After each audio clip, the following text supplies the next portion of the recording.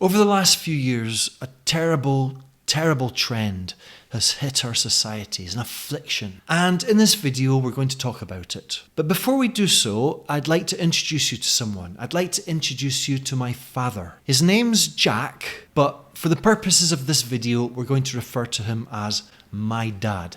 Now, when my dad was in his 20s, one of the most popular things on British TV was a comedy team called Monty Python. I'm sure you know them.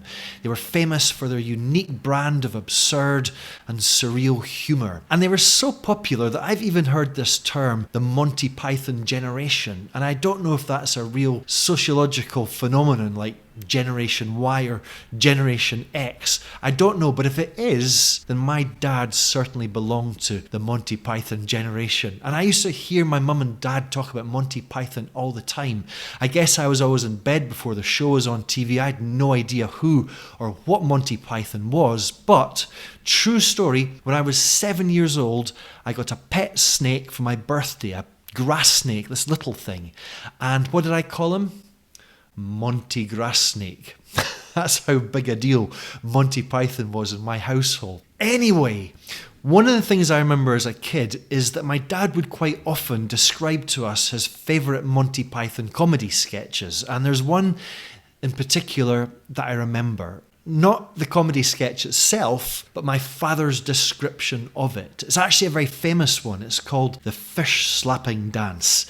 It's even got its own Wikipedia page. It's a very visual comedy with just John Cleese and Michael Palin, and I remember my dad describing it so many times in so much detail. He'd even act parts of it out, and this would usually cause him to break down into tears of laughter. For me, this was like having a story told to me. Sometimes I'd even request it. I'd say, "Dad, tell me about the fish slapping dance." And he'd say, "Oh, all right, the fish slapping dance. Okay then." Anyway, last week my dad was visiting me here in Barcelona, and one morning we went out for coffee, and I said to him for the first time in years, "Dad, tell me about the fish slapping dance." And I filmed his performance. So here he is, my father Jack, telling us all about Monty Python's fish slapping dance. Okay, there's two guys, and they're standing on a pier, which is a dock with a big drop into the sea just beside them. They're facing each other and they're about 4 or 5 meters apart. The guy on the left is standing completely still, erect, wearing a kind of uniform of some kind of military uniform. And the other guy has got two little fish. So he dances up to him doing this very silly little dance and takes the two fish and goes across his face and then dances all the way back again and does this.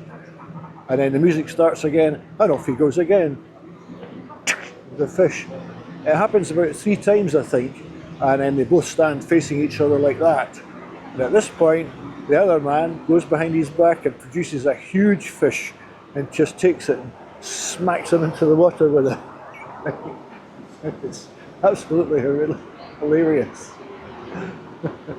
You know, it's funny, I never even got to see the fish slapping dance for myself until years later. It wasn't until the days of YouTube. And one day I thought, oh my God, I can now see it. Went to YouTube, watched the comedy sketch, and I hope my dad doesn't mind if I tell you that it was just a little bit disappointing. I wonder what you think. I'll include the link below, but don't watch it yet. Watch this video until the end, and if I could trouble you to give it a cheeky little thumbs up, maybe even subscribe to the channel. There's a new video every Wednesday. Anyway, my dad is what I would refer to as a great video teller. That is to say that he's a storyteller, but so many of the stories that he tells originate from screen.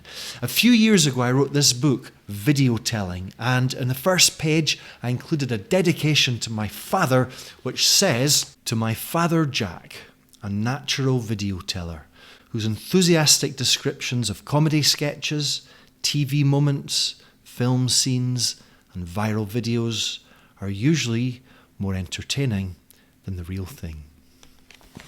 But what's so sad about this is that these days What do we do if a video comes into conversation? You know, we take out our phones, we find the video on YouTube, we turn the volume up to max and we thrust our phones into our friends' faces. You know, in public situations, this is a bit rude, I think, but it also disrupts the flow of conversation. But most importantly, it's killing the art of video telling. So next time this happens to you, the next time you feel the urge to show a friend a TikTok video, a TV moment, a comedy sketch, an advert, a movie scene, a nature clip, a piece of news footage, an incredible goal, whatever, resist the urge to take out your phone, put it away and tell your friend about the video as a storyteller would. Tell it, don't show it. Or tell it and then show it. Because for the listener, hearing about a video before seeing it is actually a very engaging experience. And to demonstrate this, here's my dad again. 10 years ago, in the comfort of his own kitchen in Scotland, he told me about his favourite viral video of the moment. I asked him to repeat it, this time for the camera. Here he is. There was a little toddler in a cot, and he was obviously very clever, this little kid, and he was eyeing up the bed, and he wanted to get onto that bed because what he liked to do most of all was jump and bounce on the bed. So he managed to get his legs down through the side of the cot onto the floor, and he manipulated the whole cot across towards the bed. When he got to the bed, he got out, up onto his feet again, over the side of the cot, onto the bed, boing, boing, boing, boing, until his mum came and got him. And then she put him back in the cot, and he did it all over again. Now I'm going to guess that after listening to my dad, you feel compelled to see that video for yourself, am I right? And this is the point. After hearing about a video, we're more curious to see it. It's a more interactive experience for the listener. I'll leave the link below, but a warning, you might be disappointed. It's easy to assume that video belongs on screens, but really, as my dad demonstrates, video belongs in our hearts and in our minds. And if you'd like to hear my dad tell another story about his baby 51 and a half years ago, I'll link to it right here. And if you'd like to find out more about my course, A Story-Based Approach to Video, I'll also include a link below. All right, so thank you for watching, and I'll see you next Wednesday. Bye-bye.